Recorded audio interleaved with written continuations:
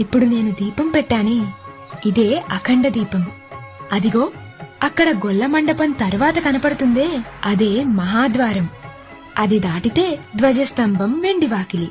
అవి రెండూ దాటి ఆనంద నిలయంలోకెళ్లి అలా గర్భగుడిలోకి చూస్తే బంగారు కిరీటంతో నుదుటి మీద కర్పూరంతో దిద్దిన మందపాటి రెండు నామాల మధ్యన కుంకుమ పువ్వుతో చేసిన కస్తూరి తిలకంతో ఆయన మొహం కనిపిస్తుంది.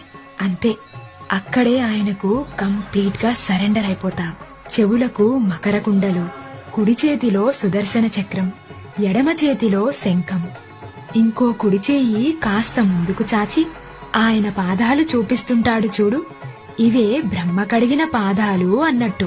ఇంకో ఎడమ చెయ్యి నేనున్నాను నీకంటూ అభయమిస్తుంటుంది.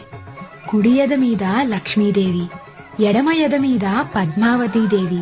ఆయన రెండు భుజాల మీద నాగభరణాలున్న ఆ పెద్దాయనను చూడగానే ఒక్కసారిగా కళ్లలో నీళ్లు, నరాల్లో ఉత్తేజం, ఒంట్లో ధైర్యం, ఎదలో హాయి వచ్చేస్తాయి.